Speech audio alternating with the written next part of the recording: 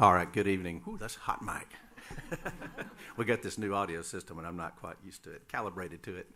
Anyway, welcome everybody, and it's 6 o'clock. We're starting the city council meeting, and we do have a quorum present. Councilman Huddleston will be here. He'll be running 15 to 30 minutes late, but he will join us shortly. With that, I invite Councilman Robertson to lead us in our invocation.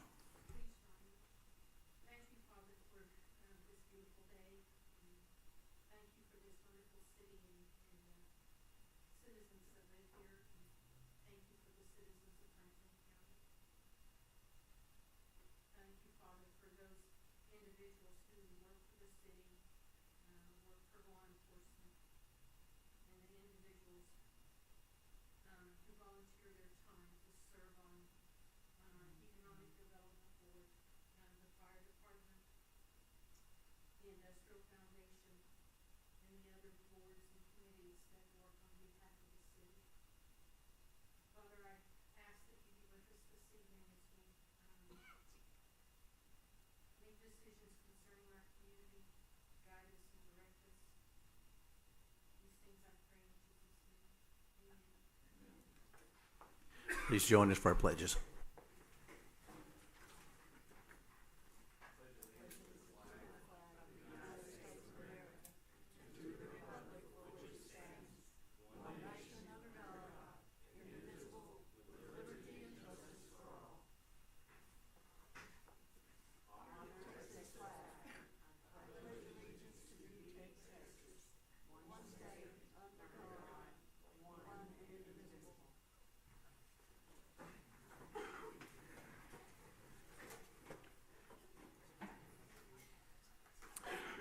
Okay, for our consent agenda, if the council's had the time to look through the minutes of the February 14th and the March 8th meetings, and as well the February 2022 financial report. I know we have an edit too, I think, in the minutes. Sherilyn, was the...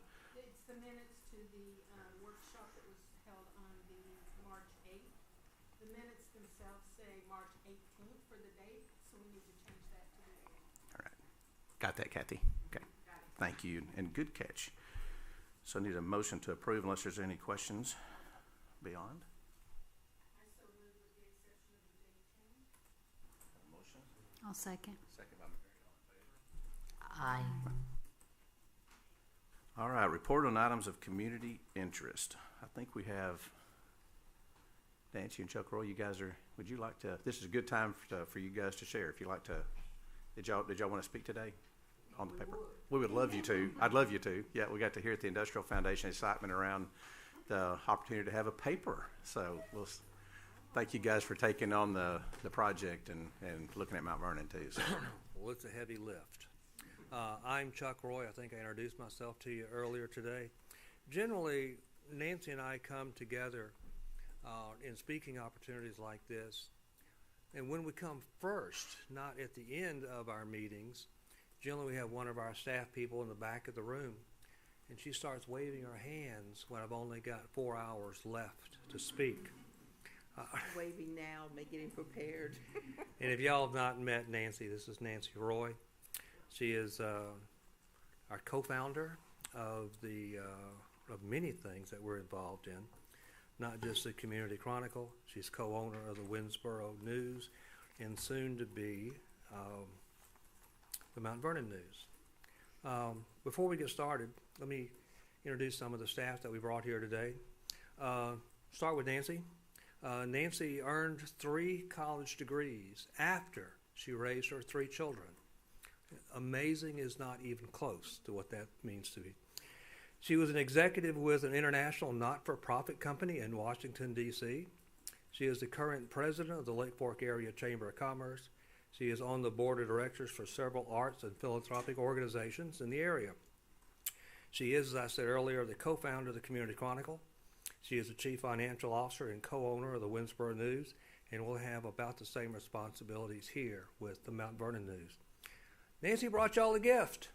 Would you like to show them our gift?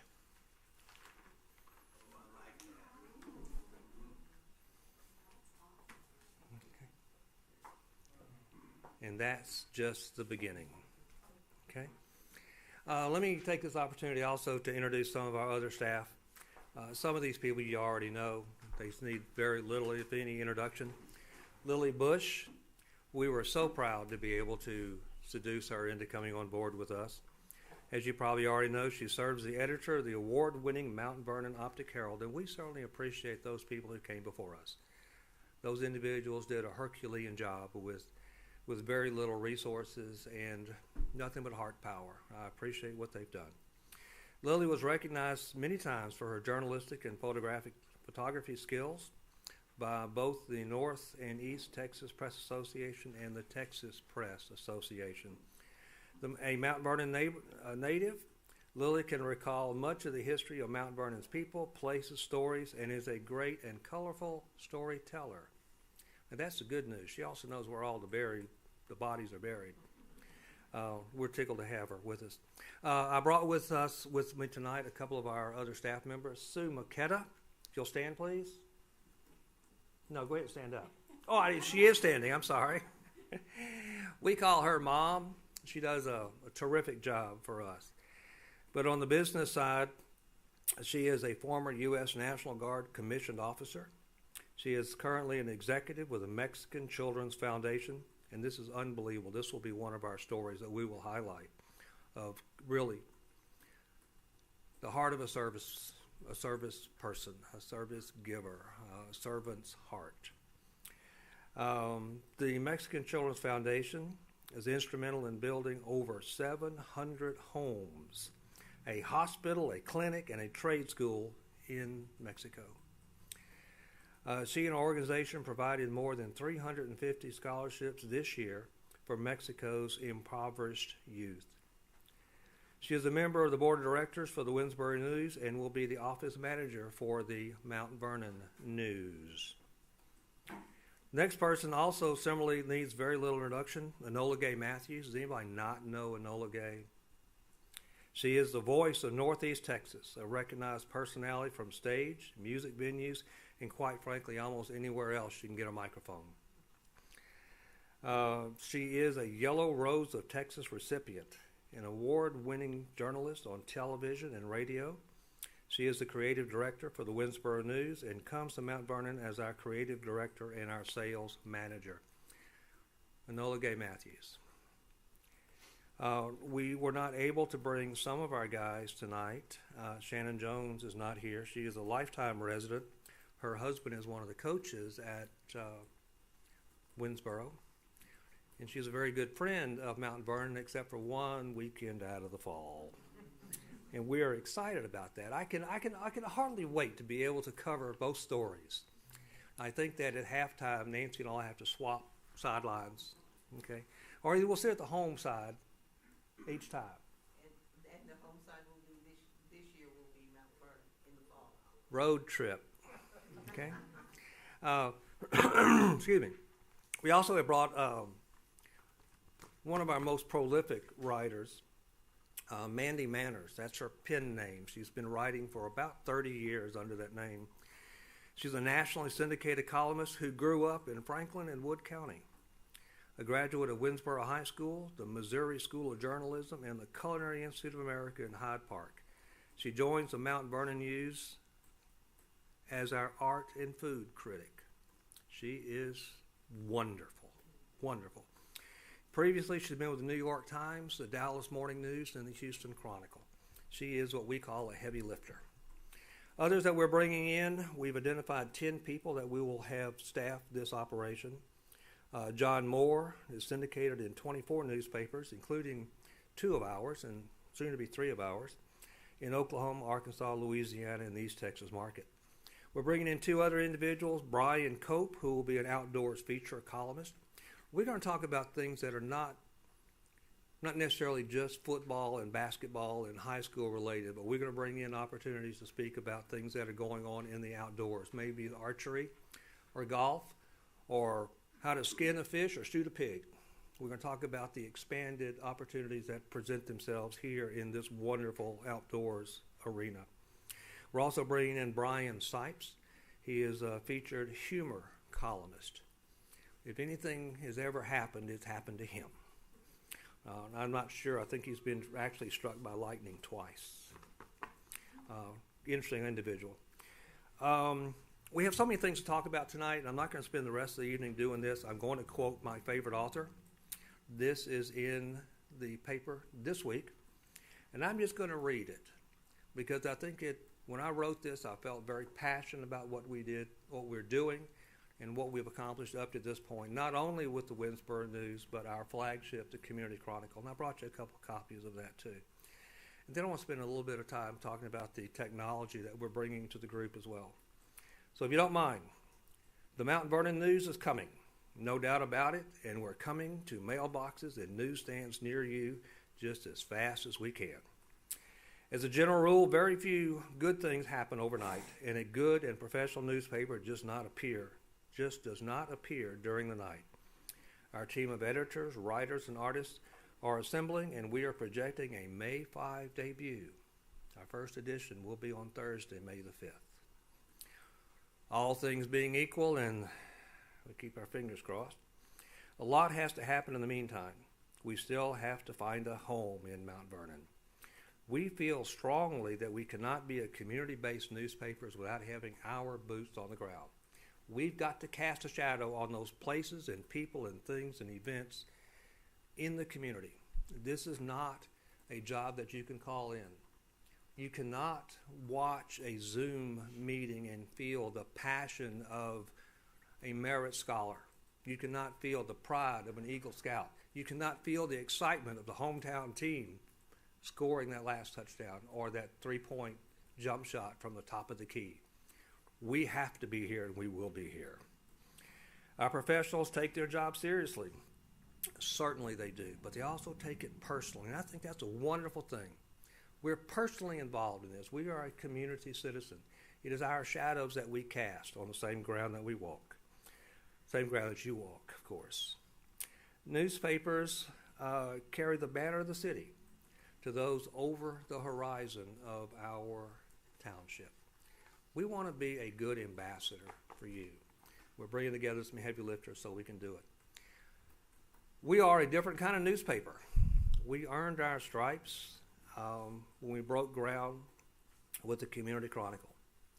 The Chronicle started 6.5 years ago. We are now the largest independent newspaper or newsprint in the area. The Chronicle has set deep roots into 39 cities and 11 counties that we serve. Our message is very basic. There's nothing surprising about what we believe in. We are unapologetic for our beliefs in God, country, and family. We take words like honor, courage, commitment, and service, and we put them into action. We are not observers. We much prefer to be participants. I'm too old, fat, and lazy to go out and throw the football for you. But if I can coach, if I can be a cheerleader, if I can be a staunch fan up in the stands, we will be there. Currently, we're bringing the Winsboro News back from almost obscurity to a position of first being relevant and with time and effort to make it essential to our local businesses and our citizens. Our team is not timid to the challenge, and we bring that team to Mount Vernon, again, as fast as we can. The Mount Vernon News we built from a similar blueprint that has brought success and satisfaction to our spheres of influence in all of the communities that we serve. And we're bringing Keyhole with us. We're going to talk about Keyhole. I'm going to demonstrate that for you in just a minute. It's a proprietary technology that allows your newspaper to become a launch platform from monomedia into multimedia.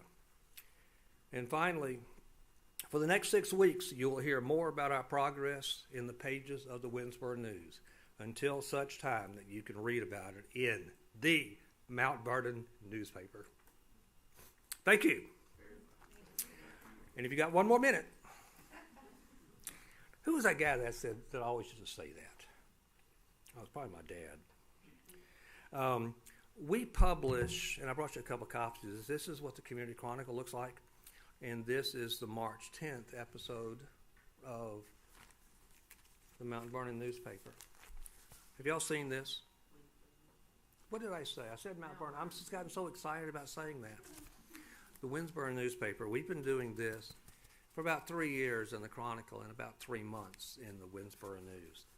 Each edition will have 20, and in this case, as many as 40 or maybe 50 of these icons.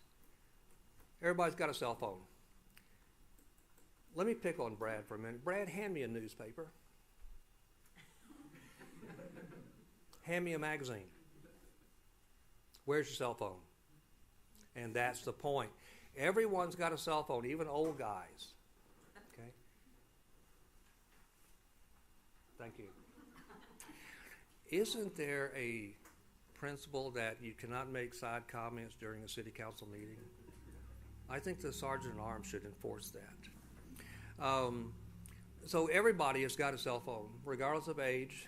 The older you are, the more you need one, not just to call 911, but to be able to be in contact with your children, your grandchildren. Everybody's got one of these. So we put technology in the newspaper. Push the button. It's today with Enola Gay, and we are celebrating the heart and the class of the Winsboro Lady Raiders, whose state 3A basketball performance goes into the history books, falling 60 to 54 to Fairfield. When we have a news article, we're limited by real estate. We can only put 500 words, 600 words in a featured product. But what we can do is amplify that story, just like that. Downhill skiing and alpine events are my thing. I got good enough to Okay. compete. Eventually was asked to Now, join we the can do university this in perpetuity. We're bringing this technology, and there's only 3 newspapers on the planet that do this. Okay. It'll be Mount Vernon, Winsboro News, and the Community Chronicle. This allows us to do things that have heretofore not been possible in a monomedia product. Picture, if you will, the last basketball game of the season. Playoffs have been over with for the state championship. It's very easy for a talented individual like Miss Lily or some of these ladies to write a story and a box score. And Johnny went to the top of the key and dropped in a three-pointer. He scored 19 points, got 4 rebounds, and that is all pedestrian. You can read that, but you don't get the flavor of it. But now, beep, beep, and Johnny goes to the top of the key, jumps up and gets a block shot, returns back to him. He moves over to the left side, throws off to the point guard. He throws it to the power forward, back to Johnny. And from the top of the key, he throws the ball up with 3 seconds left. Buzzer goes off and the ball goes swish. The crowd goes wild, and you get to watch it in the newspaper. Put those words together in your mind. Watch it, see it, listen, experience it in the newspaper. Never been done before, and Mount Vernon will have the opportunity to do that. Can you imagine not only hear that Johnny caught a 60-yard pass from the quarterback, but to watch it happen? That's what we're bringing. Ladies and gentlemen, we need your help. This takes a city, just like it takes a village to raise a child. We want to be good stewards. We want to be good shepherds. We want to be good neighbors. So my question is bidirectional. First, what can we do to help you? And second, what can you do to help us? We're trying to get here as fast as we can. We learned the hard way that you can't take shortcuts. We will not. We also learned many times, just because you've got an accelerated schedule, it's come to our attention you cannot put 9 women together and have a baby in 1 month. So we work hard to make this happen. Okay, how can we help you? Any questions? We are here tonight and going forward. I will make sure every one of y'all gets one of our business cards. Remember what these ladies look like. You'll be seeing a lot of them. All right, thank you for your time. Chuck, thank you. Side note, on your Winsboro girls video there, number 1 on that team was my niece, Hallie. Well, if I had known that, congratulations. That's cool, though. That is really, Kehoe is awesome to be able to see the paper come to life like that. It really is. It elevates it. And Enola puts together a morning briefing. And her story, and we kind of showed you a very abbreviated version of that, it's Today with Enola Gay. And she can tell you everything from a weather report to who's playing ball tonight, or don't forget city council meeting on Monday nights. And Thursday nights, we've got a weenie roast at the Catholic Church, whatever the case may be. And that is groundbreaking. We're waiting for either Google or Pulitzer to call us. And I will answer the phone. Thank you.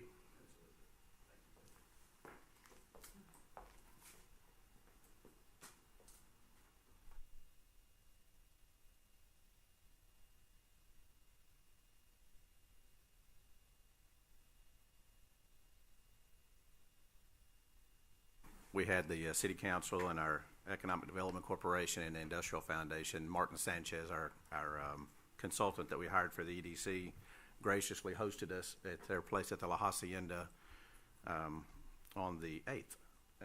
And actually, we've been working together for several months, all three groups, and ultimately we're trying to freshen up our vision statements, our mission, and things for not just Mount Vernon, but Franklin County. So really getting all the community leaders together and charging up the same hill together. But it was really a good evening, and of course it kind of is a culmination of a lot of work that now sets off into agenda items. Got a couple on tonight, and it kind of sets the path for all of us to, make sure we're focused on the same things and working and charging up the same hill together. So it was a good meeting this past week. Citizen participation. We have a couple signed up. Well, that was Chuck. That was y'all just now. And Mr. Barrett, maybe as that comes up with the next topic, did you have something during the citizen participation? Okay, great. I just saw you'd signed up in that spot. Good. So we will move right on to our public hearing. The purpose of this hearing is to hear evidence for or against a request made by the Franklin County Industrial Foundation. Did I say? Oh, the time. I'm sorry. 6:24. It's 6:24.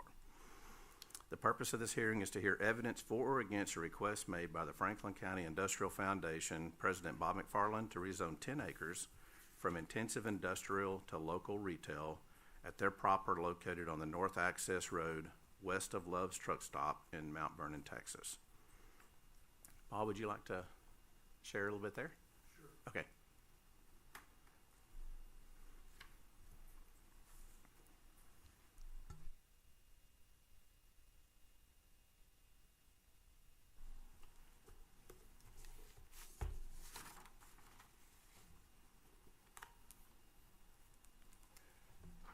So one of the roles of the Industrial Foundation in Mount Vernon is to buy land and inventory it for future use.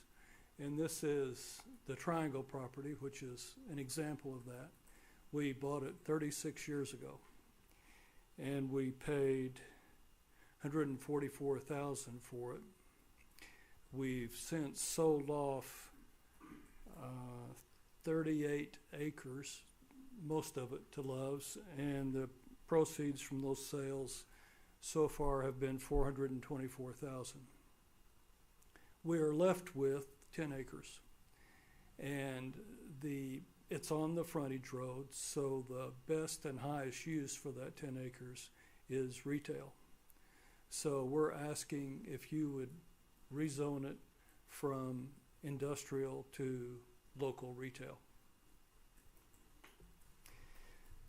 That property will sell for probably north of $500,000, and the Industrial Foundation currently has $450,000 in the bank, so it'll give us, in round numbers, roughly $1 million to apply to a future project for the benefit of Mount Vernon. Questions? Pardon me? Oh.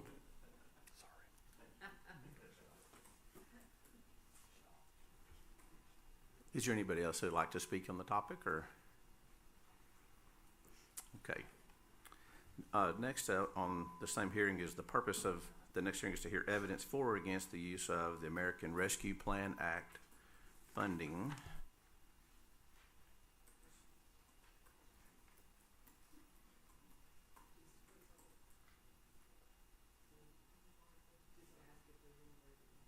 Yep. Is there anybody here to speak on that one?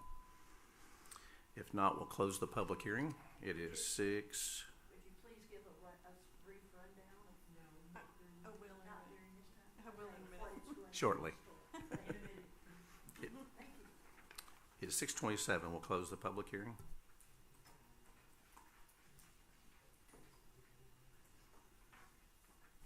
Okay, on our items to be considered, item 2 is consider an act upon approval of ordinance 2022-01 rezoning of the Franklin County Industrial Foundation property on the North Access Road. So I'll just kick us off there. It's great to see that property as long as y'all have had it and invested in it, and I guess I'll back up and give a thank you to the Industrial Foundation for having the foresight, you know, to invest in that property. And there's been things that could have been bought and used for it through the years that were not its highest and best use, and they've been patient, you know. So I think a big thank you for the Industrial Foundation and the visionaries that we have there, and the patience too. But and this 10 acres holding that back, that was really by design. That you guys carved that off, so it gives us an opportunity to develop that access road, and it is industrial use. Probably not the best use of it to see industry go on the access road. We'd like to see retail and maybe a hotel. We've talked about a lot of things our economy needs right now, but I think again that carving that 10 acres off was very smart, and like you said, there's a heck of a lot more value in it, marketing it like that you're going to. So with that, if there's anybody who has comments, or if this is, it's kind of cut and dry, we need a motion to approve the rezone of that property though.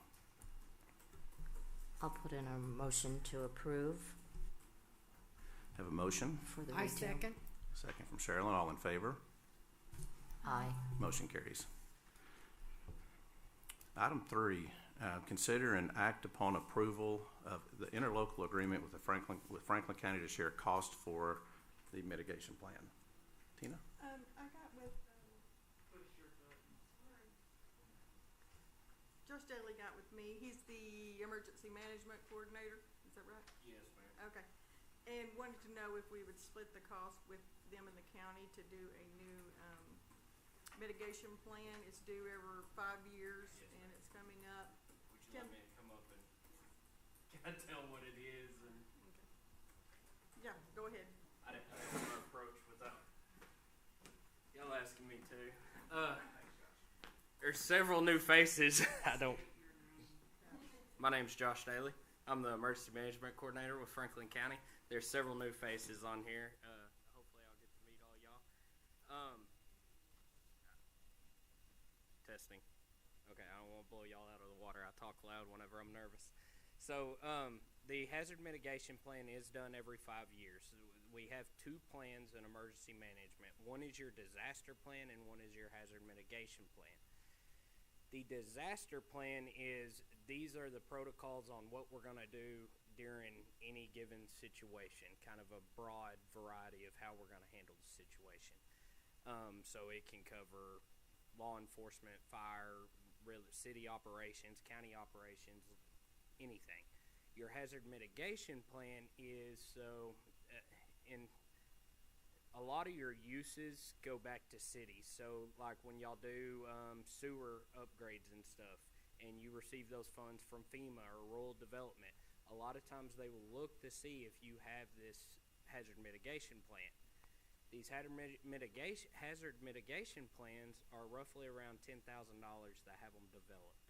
And we go through Architects COG to have that done. And whenever I was talking to the state on it, they said that $10,000 is pretty cheap, that several cities pay upwards around $40,000 or $50,000 to have them done, so almost $10,000 a year for however long it's in place. Ours was done 5 years ago and comes up in July and expires in July. It takes roughly a year to get these plans done. We've been working on trying to get the COG and to do ours, and because of COVID and everything, getting pricing, getting interlocal agreements and everything else, we've been working on it for about 6 months now. So that's kind of why we're moving along for the July deadline. So we're asking the city to share the cost of $5,000 with the county, and so then the county will pay their $5,000, and then that'll take care of the $10,000 total. And it's not just sewer. It can be generators for wastewater plants. It can be generators for water plants. It can be your roads. It can be tornadoes, winter storms, anything along those lines. When you have public assistance funding through FEMA or hazard mitigation funding, a lot of times they look to see if you have that hazard mitigation plan in place. And I'm sure the COVID disaster, where it says in there about hazard mitigation through Trailer Associates, they're going to be looking to see if y'all are included in the previous plan that was put in place, which y'all are. And also you would have to have that to qualify for certain funding. So, does anybody have any questions? And every 5 years. I rewrite the disaster plan every 5 years. The hazard mitigation plan, with all my job duties, there's no way I can fulfill the deadline that they have. So that's why we're looking to contract it out. So is this something that was contracted out last time? Yes, sir, it was. And it was by the COG. And And this, kind of what takes place is they will hold several public meetings and pull in different companies and like different members, city council, commissioners court, and stuff along those lines, and talk about different disasters we've been through. I'm sure the winter storm's going to be one, and what we can do to, what we need to improve on our infrastructure and different things along those lines. I think it's something we need to do. My question was that it needs to be in the budget. There's $1,000 a year for this. And if grants and things like that are, contingent upon this, it ought to just be something in the budget before we move forward with. Yes, sir. And it is something I can come back at y'all's budget time and request for future deals. But, or we'll know, since it's every 5 years, we'll know at that time, 4 years, I can approach y'all again.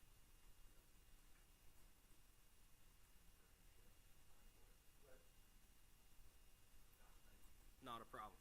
Not a problem. Yes, sir. Thank y'all. Just a couple. Are there any other questions around this one? If not, we need a motion to approve. Motion. Got a motion I second. and a second. All in favor? aye. Mark and Sherilyn. Thank you. Motion carried. Item 4, consider and act upon approval of the use of the funding of the American Rescue Plan Act. Okay, we've already received half of this money for this American Rescue Act. I think it was $330-something thousand. We're gonna get almost $700,000. But anyway, they said we had to have a public hearing, just so the public knows what we're gonna spend this money on. Anyway, Lily, to your question, it's the wastewater plant improvement, to demolition existing effluent lift stations, 2 of them down at the sewer plant, and replace the pumps, and then reroute some kind of line. So anyway, I've got the wording. I'll send it to you. It's part of the overall sewer plant upgrade that we're needing to do, so there's a lot of different items, and we just had a limited amount of money, but we wanted the biggest bang for our buck to get started on dealing with some of the issues we've had over the last few years. It is loud. So we would need a motion to approve. I so move. A motion from Sherilyn, I'll second. a second from Mary. All in favor? Aye. Motion carries. Item 6, consider and act upon approval of Resolution 22-09, awarding KSA engineers for engineering services in conjunction with the submittal of an application for funding through the 2022 Hazard Mitigation Grant Program for DR-4485 COVID-19 pandemic to provide application preparation and project implementation. We were talking to the engineers, and they were saying we could go out for this hazard mitigation grant. This is just, we went out for RFPs for grant administrators and engineering. So the very first one, this number 5, is for the grant administrator, and then that second one is for engineering. So again, we need a motion to approve. I'll do a motion for approval. Motion from Rebecca, I'll second. second from Mary. All in favor? Aye. Motion carries. Thank you. I was a little late, but I got a question.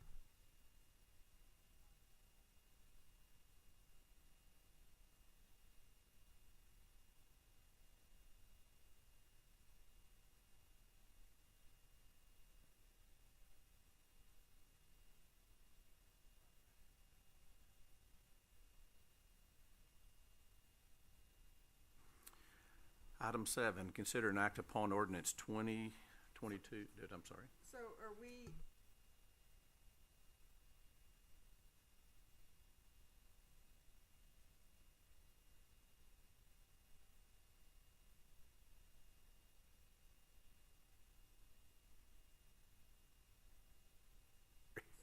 that's for KSA. All right, well, they read so close to the same. This is KSA engineers. the Sorry. same word. Consider and act upon approval of Resolution 22-09 awarding KSA Engineers for engineering services in conjunction with the submittal of an application for funding through the 2022 Hazard Mitigation Grant Program for DR 4485 COVID-19 pandemic to provide application preparation and project implementation. It does sound nearly exactly the same, but What would,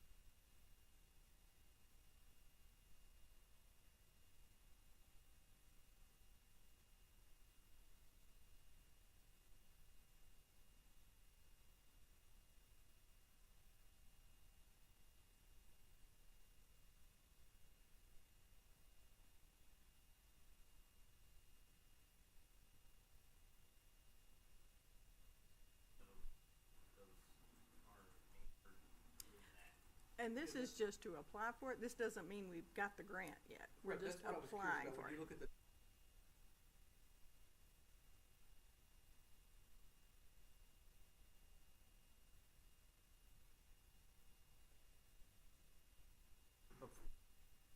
no, you're good. It's a good question. Yeah, it's good to have clarity.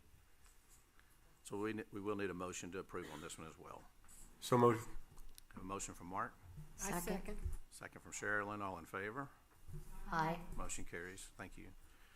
Item 7, consider and act upon ordinance 2022-04 canceling the election.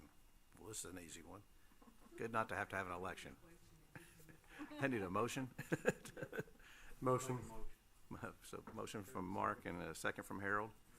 All in favor? Cancel Aye. election. Congratulations. Well, and thanks for volunteering, right? So I do appreciate everybody being willing to serve again. We've got a good team, and it's really just a second round. So I think a lot of us, you've learned what you need to do, and now as we got some hard yards in front of us. So thanks for being a part of it. Item 8, consider and act upon amendment of the section 2.13 of the personnel policies for the city of Mount Vernon. Right now, I think it just says smoking and tobacco use. We put in vaping use because I've noticed some of the employees are vaping in the car, in the city vehicles. So anyway, we're just putting that out there. Because you're not allowed to smoke or tobacco in the cars, trucks. I think it's just the world we're in. I don't think I want to ride down the road with somebody vaping whatever comes out of a vape, right? So it's secondhand smoke or it's chemicals out of a vape. So we're saying none of our city vehicles or buildings or anything that's owned by the city, if you're inside, you will not be smoking or vaping or dipping. Yep. So we'll need a motion to approve that I'll make a amendment. motion. Motion from Harold, I'll second. second from Mary. All in favor?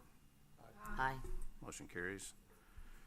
Item 9, consider an act upon approval of Lowe's contract with the EDC to purchase land behind the Lowe's Distribution Center. So this is finalizing the approval of that contract. And the exciting thing about that is Tracy's been very vocal here lately about what that's enabled. She hinted at it all along when I first met with her, said, "Are you interested?" And she said, "Maybe, I think I am," you know, and well, the reality is all that parking between the two buildings at the distribution center, they're talking about enclosing all of that, and all that parking will be able to go to the land we're selling them.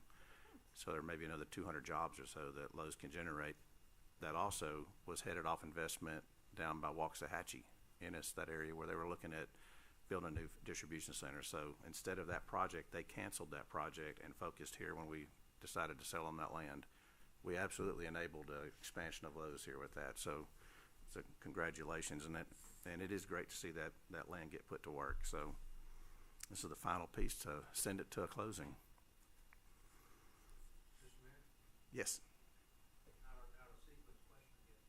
Tracy did a great job with that. What is the population, what is the employment population there now? Wow, I don't think I know on top of my head right now. That's a good question. I don't know. About 1,100. I should have known. Some. No, well, she's a book. Was that seasonal or was that just regular annual employment? Yeah, it's exciting. It is. So we would need a motion to approve. I will do a motion of approval on that. Motion from Rebecca, I'll second. second from Mary. All in favor? Aye. Motion carries. Thank you. Item 10, consider and act upon approval of setting 3 goals for 2022 for the city of Mount Vernon. So this one is one that comes out of our call it whatever you want to call the meeting we had with, I mentioned earlier during the community interest. You know, one thing I say, i.e., you know, setting us off on the first one, our monumental task is securing financing for the amount of work that we've mapped out, Tina, for the last 10 months. You know, we've got a massive issue underground with our infrastructure, with our sewer lines that many, many miles are 100 years old. I'd say that at the beginning when we first started realizing just how big the problem was. Over 100 brick line manholes. You know, we've got all the engineering work's been done. We know very close to, you know, with costs are changing all the time, obviously, so they're moving targets on some things, but we know what that cost roughly is to replace all those sewer lines, replace those manholes. Our water lines, the thing that was really concerning as we mapped it all out, we have 1.3 miles of pipe that's lead. So, I mean, I don't want my kids drinking through it. I don't want your kids drinking through it. Or it's lines that have lead solder or things like that, and they're disintegrated. We are literally band-aiding them all the time, and most of them are like 1-inch line.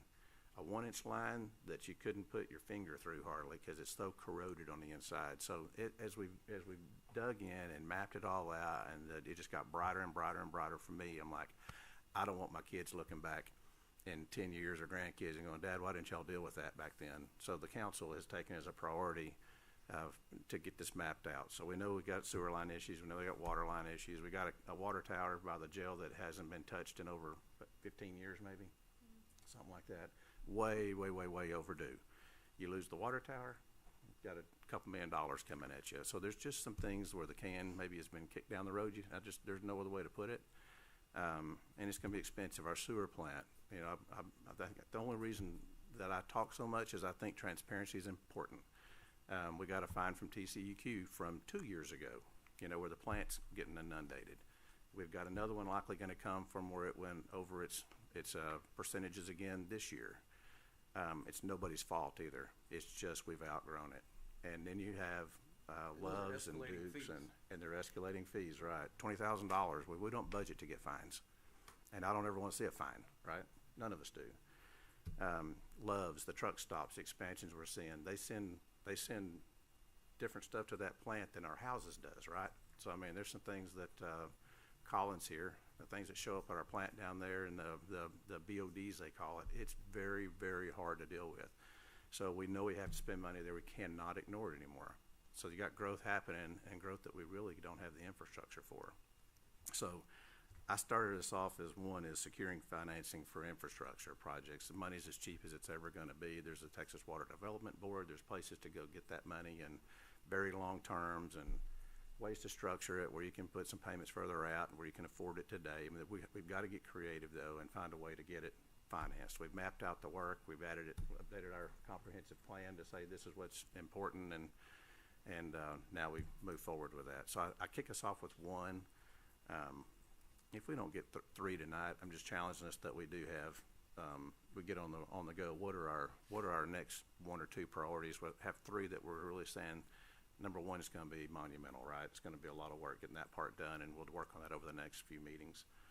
But what would be number 2 and 3 that as a council you guys say, you know what, here's something I'd like to see us make a priority. I have a question. In your idea of this infrastructure, does that include updating our GPS mapping of all the sewer lines and water lines? Because I was under the understanding that some of it wasn't mapped, and that's what caused the problem that we had here a month or 6 weeks ago. It's exactly true, and again, I think I'd go back and say it's nobody's fault maybe, but it is going forward though. To your point, while you're doing that new work, all those lines and all those valves would be mapped like they should be, and that is part of it. It's a good question. You actually end up so when we had the water line that was penetrated by TxDOT, just to remind, the city, Tina's team was out there. Colin, you guys went out and marked those lines. The main that was there was marked.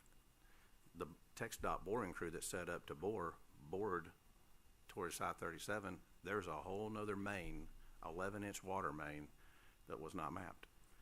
Now, I still say, I don't know how TxDOT doesn't know that exists when they just did that highway within recent history, and this main was how many feet from the pavement? I mean, it's close to it. There's no way that highway work got done, and TxDOT didn't know there was a main, but it wasn't on their map, and it wasn't on our map. And whenever it was penetrated, there's no way to turn it off because it doesn't exist.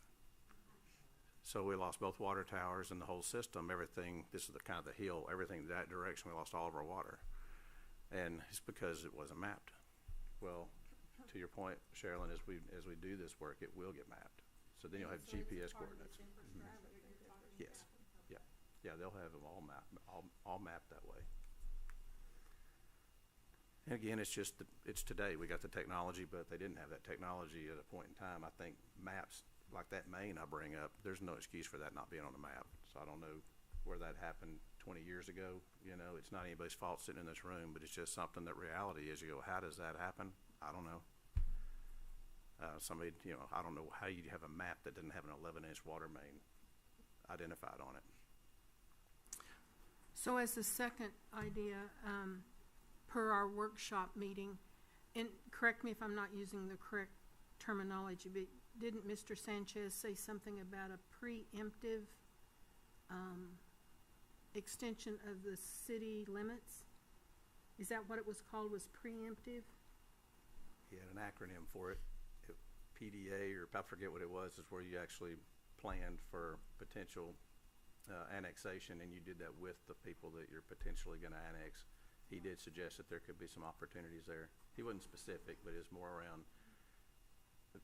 Well, I personally think that's something we need to investigate. I think it was voluntarily though. It would be voluntary. Yeah. No. Yeah, it was voluntary. It was where the homeowner or the property owner would say, I would like to be. Yeah. So the property owner has to come to us. We can't go to the property owner and ask them if they would like, if they agree to that? You can go to them, and that's what he was saying. You'd go to a property owner and say, here's the benefit to you, and here's some things you could do for you if you decided to be annexed. And it would be a voluntary thing that they wanted to be a part of that. Well, I think it's something we ought to consider and look at and study the feasibility of. That definitely could be one of these, because I'll give an example. As you go north to the airport, you've got some really good land it's close to our sewer plant. Some of that could go industrial pretty easily, especially around the airport itself. There's some property that could make very good sense for us to consider an annexation, and especially if it's where it would be very modest in the cost to add it on. I do go back to the infrastructure, but we're gonna find financing for that. We have to have that, or we can't give anybody any service.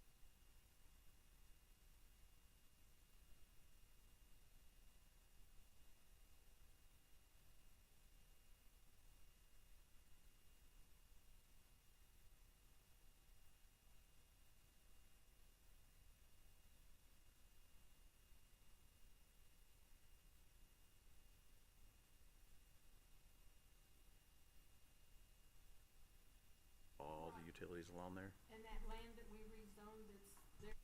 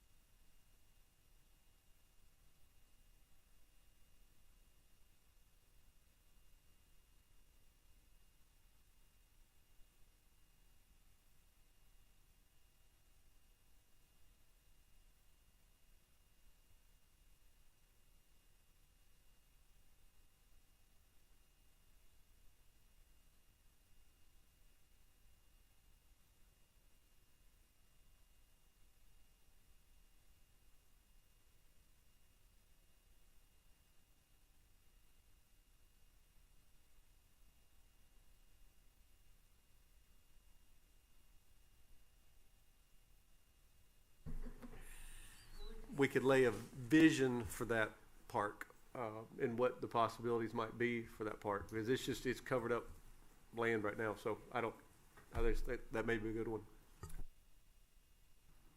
I'm gonna chime in with you, because I think it's a perfect one, actually, too, because that is one that, so Martin Sanchez is a land developer. That's what he does by his profession, right?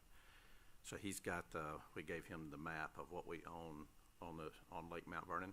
So he has a clear picture of what the city has there, so we can start putting that plan together. I think that's a good one, because Martin's got an eye on that right now, and that's something that absolutely could come to, you at least have that plan in place and say, how does that property look going forward, instead of storing piles of asphalt on it like we do at 115 and 21 and get nothing for it. You know, what can that property look like? Along that same line, how can you monetize that and help pay for this sewer line work and water line work, help mitigate the expense versus all going. We have to be careful what we do though, because that Park from Walnut grant, that man said if we start selling off that property or making income on it, we have to pay back money that grant. Yeah, there's a plan to be had there to manage both. That trail comes in from the north side, I think is how we're focused on that, through the rodeo arena and along the shoreline there. But that can all be planned together, yeah. But it's an asset we have, and we don't own many assets as far as land goes at the city. And that one is beautiful, and it's sat there idle, and we've not put it to work, and we are at a time where, you know, resources are tight, and we've got things we've got to get done, and we don't have a bank full of money, right? So it's like, okay, how do you put something there that's going to generate sales tax, jobs? You know, it puts the land to work where we can actually capture money out of it, pay for our infrastructure, some of it, and then also get more jobs for our families and generate sales tax dollars and close gaps in our economy, things that we don't have today that we'd like to have here. So that's a good one. So there's number 2. What about pursuing?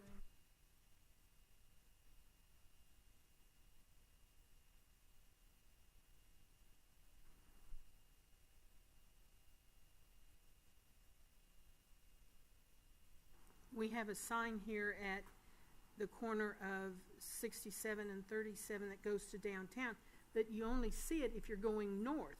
There's nothing if you're coming from the north to indicate that. And that's a good thing. I mean, we need those signs there, but we also need something out on the interstate, because Mount Vernon doesn't start halfway up 37 from the interstate. It starts south of the interstate. We need to identify that and recognize it. Any kind of signage that promotes Mount Vernon. You're entering this. Yeah, welcoming signs, yes.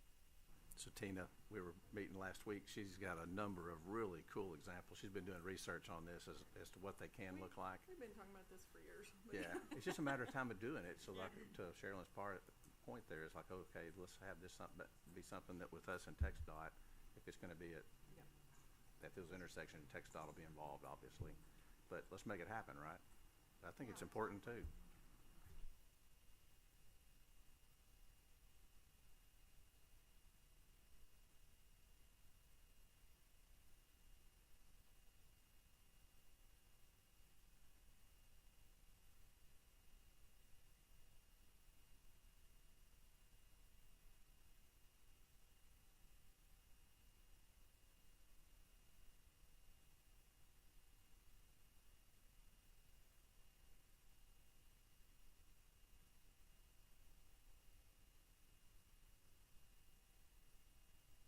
Going here, so that's 3 good ones just for tonight.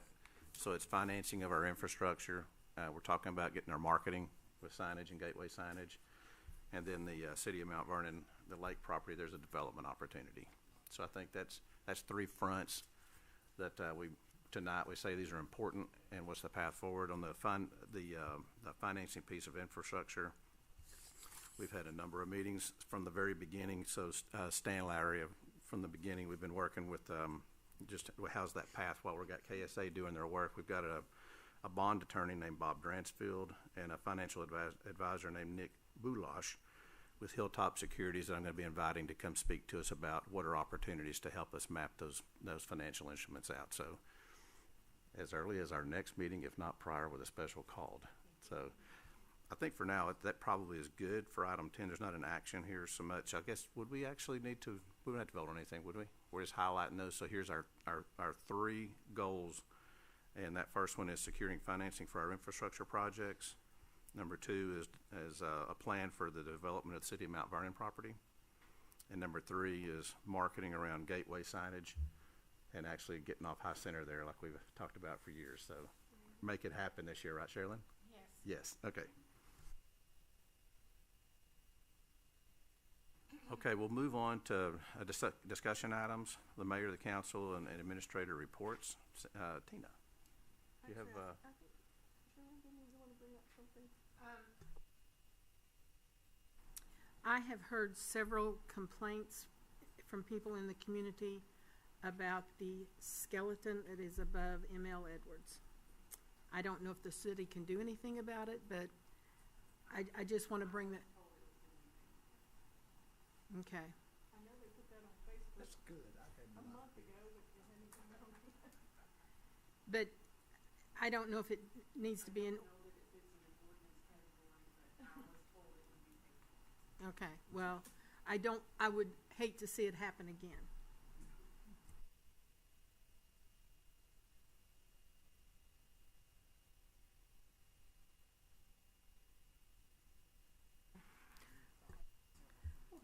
I have, we signed street contracts the other day. We will be doing, probably in April. They said April.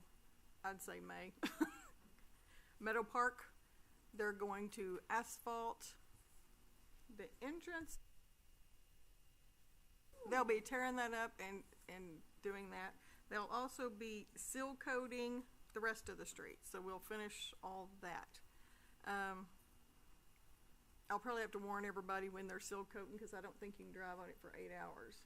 So anyway. So when you say metal.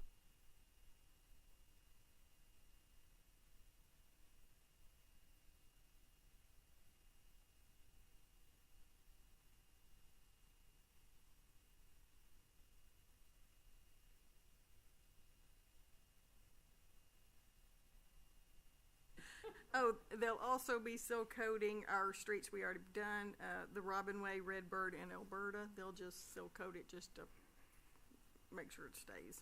Robin Way, Alberta, and Redbird. Also, we today have sold the sewer machine to the school. They've got me a check, so we've got our new sewer machine, you do know, and the school has bought the old one. Also, we've sewer machine.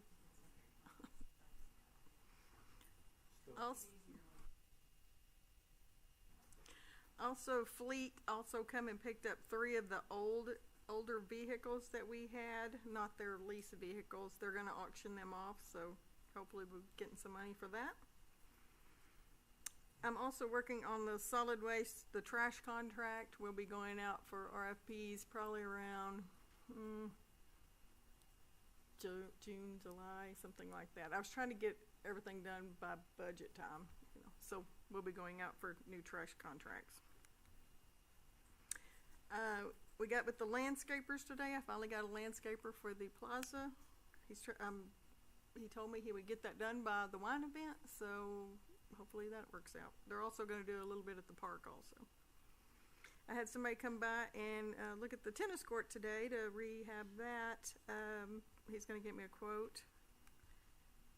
Also wanted to remind everybody about the wine festival, April the 2nd. And Lily will be contacting you for food. Yeah. I think she's gotten your email addresses. Also, TxDOT, I got with them today and asked them when are they gonna finish 37. They said it'll probably be 3 more months because they don't have the materials. I'm thinking they've done all the sidewalks and it looks like maybe the grates over drainage, and I'm wondering if that's what's not coming in. But they said it may be up to 3 more months.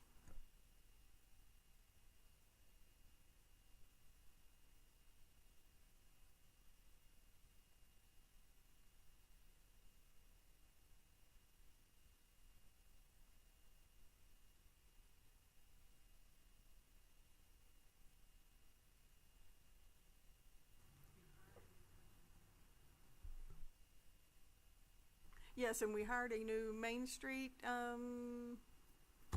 secretary. She's also the EDC secretary, Annetta O'Neill Hamilton, because I've known her as Annetta O'Neill for years. She'll start April 1st. She's a good hire too. Yes. Proud to get Annetta coming on. Good lady. Yes. I'll take 2 seconds without rambling on vision statement, but that was another thing as we met with our, with the council on EDC and the Industrial Foundation. I've been doing research myself on other towns and their vision statements. Pretty common not to see one. It's not uncommon that, that they don't have one. We've got one that's like way too big. They have mission statements, not vision statements. Yeah, you'll see mission statements is right. And I even thought ours just using that.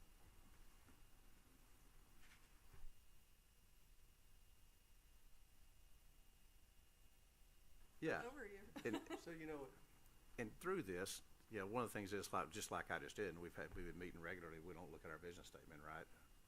It needs to be updated. It needs to be something that's easily remembered, that you can rattle it right off. Somebody says, what's the vision statement for Mount Vernon? We should all be able to say it, and none of us really can, because really, One liner. it's not that it's not a vision statement, but it's too much, and it's outdated. So we want to freshen that up. We won't do it tonight, but you look through, Tina's been doing this for me for one. She's been looking at different towns, and it's interesting you grab Waco. That's one I was looking at earlier at the house. But you can look at other towns, and they have challenges too. Sometimes a vision statement will be a mission statement. They'll be, kind of, not everybody understands exactly what those are, but Not a vision. well, either way, you'd be surprised. City of Granbury, that I think, has done a great job. You won't see either one. Granbury. It's hard to find. And Sulphur Springs, when you go look for theirs, it's just play, have fun, and celebrate. Well, that's not a vision or a mission. It's a good tagline, and they've been successful. They don't need a fire department to do that. They don't, a lot of things they don't need. It's good. Yeah, exactly. It's what they've done is good. It's more of a slogan, Just this part, maybe for hours. I don't know. Not the whole thing. The key for us here at County Seat, right? And it is something that it won't just be, us that throws it out there and says, here's your vision statement. It really is something that us and folks in the county, we need to, Franklin County and Mount Vernon on this one is where we need to market as one, right? It's one vision statement, one mission statement, the tagline that, if you want to have a tagline that we all use together, but especially the size of a county of Franklin, a small county, and we're absolutely, people in the county ask where they live, they say Mount Vernon. Still some people say Franklin County, but most will say, yeah, I live in Mount Vernon, and they live out at the lake, or they live out North Franklin. And the reality is we're the county seat, and having a vision, a mission, a tagline, a marketing slogan, whatever it is, it's something that we all agree on. And everybody in Franklin County can mention it. Hey, what's the vision of Franklin County? It's one.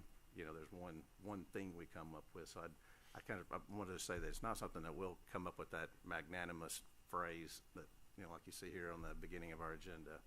But it is something that I think I'd task us to get, a few people from the council, maybe Scott Lee gets some from the county, we get some from the Chamber of Commerce, which is really our sales and marketing arm for a county, if you think about it.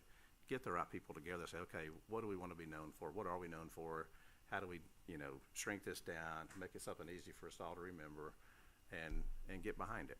So that's something that we're not going to get that done tonight. We'll talk to it. I want it to be something that we challenge ourselves for. I've learned if I say we should do it, or we say we're going to do it, we'll do it. So tonight it's more about saying this is important, that we freshen that up. So I'd like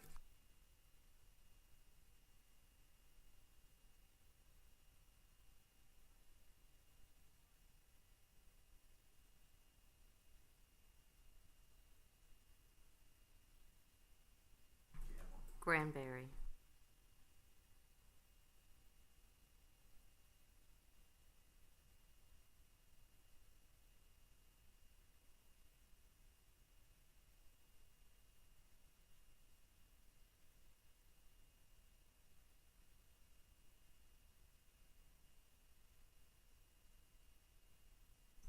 it's real simple to remember as well for anyone. Quality of life.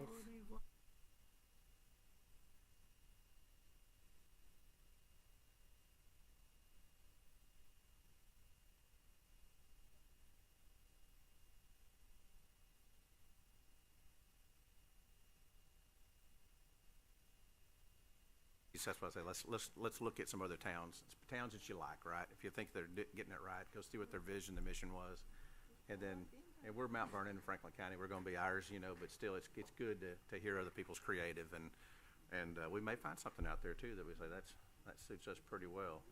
Harold, you got a thought? I do, but I'm not gonna say it. Okay. All right. I was very surprised. Some towns don't have them, No. or I couldn't find Or them. they're hard to find. Yeah. Yep. Do we have a Main Street report? Annetta was it. Yeah. Great new And hire. the wine event, that's all we're concentrating on lately. And I don't think we have an EDC report for tonight. Yes.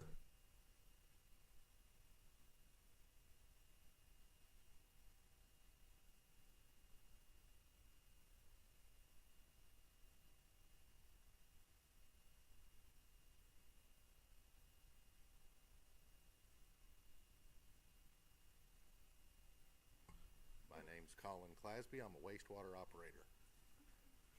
Anyway, the demo press is down at the plant, and actually we got it functioning today, which the gentleman that sets it up was very pleased with that. He said normally Monday's the troubleshooting day and everything else. We did start pressing shortly after noon, I believe, and we thought we were starting with 5% solid sludge. We were actually today's sludge was actually 1.7% solid, and we ended up producing 18% sludge, or 18% cake. So we started out with liquid that had 1.7% solid in it.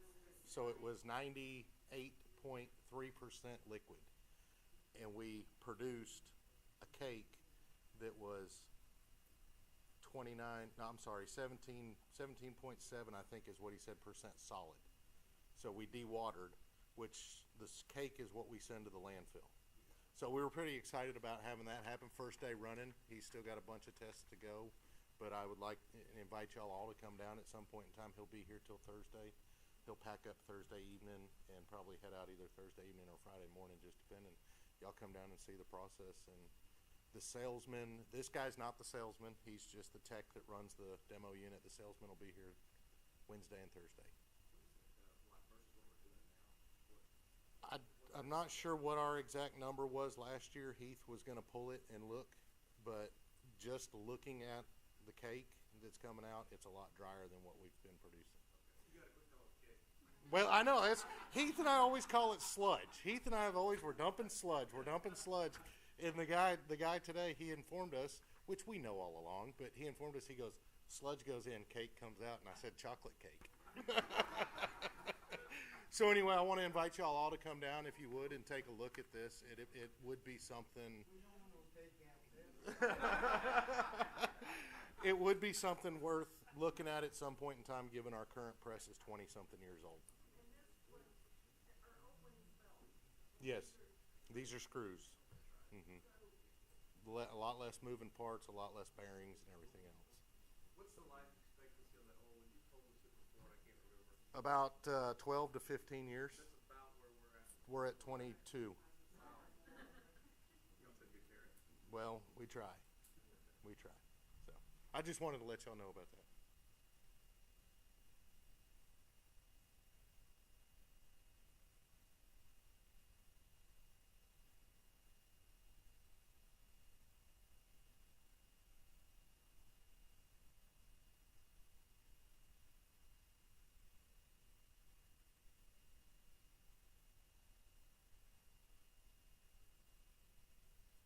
Pushed.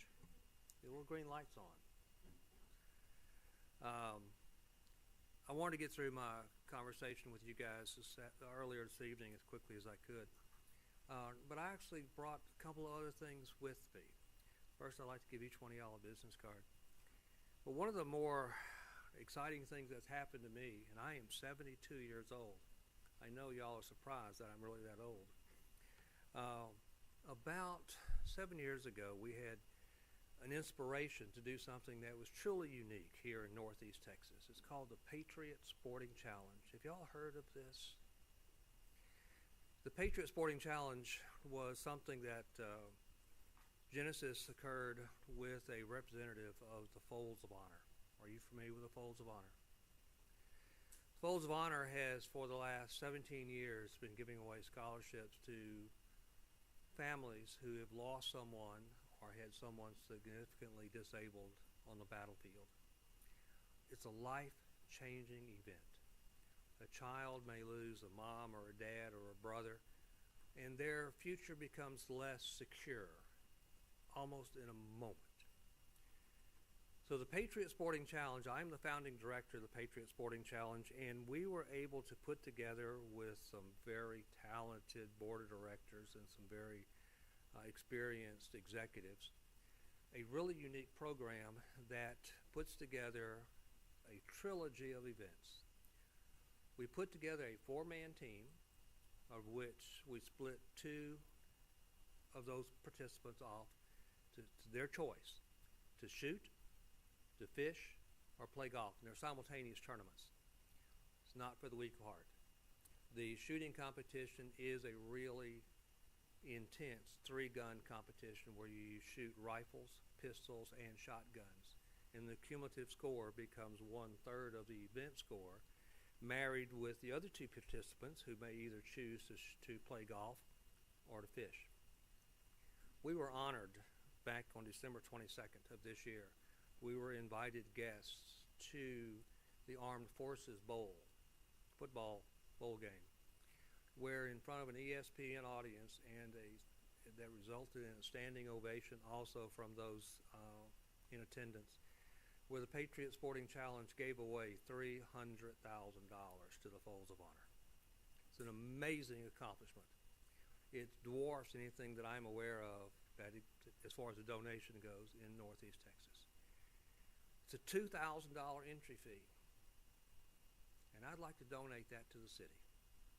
If you can put together 4 people, men or women, who can compete in their choice of fishing, shooting, or golf, okay?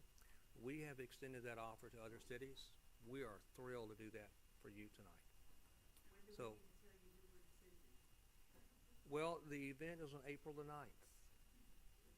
So it's a fairly short cycle, but we had plans already for April 2nd. What will we do on April 2nd? That's it. That's it. So we would very much like to donate this to you with a deep appreciation, because this area is unique. We've had the opportunity to literally travel the world. I'm an electrical engineer by trade. My job took me to every continent of the globe. There's no place more unique than right here in Northeast Texas. this little slice of Texas represents, and I've said this so many times, this represents more about what our founding fathers had in mind when they signed that declaration all those years ago. You go too far east or too far west, it rolls off pretty quickly. Okay, so we would like to be part of the success, be part of the embrace that y'all have given to us, and we give back to you. So please, please, try your best to participate. Brad, I'd like to set an appointment with you where we can discuss those details. I'll write the check tonight.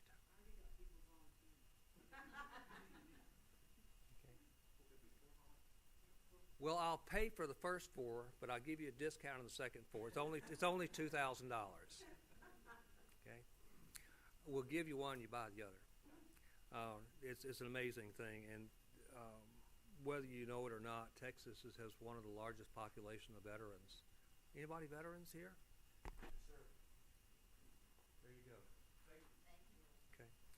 So if y'all can do that, I'd appreciate it. And I'm sorry to take up all your time. Thank you.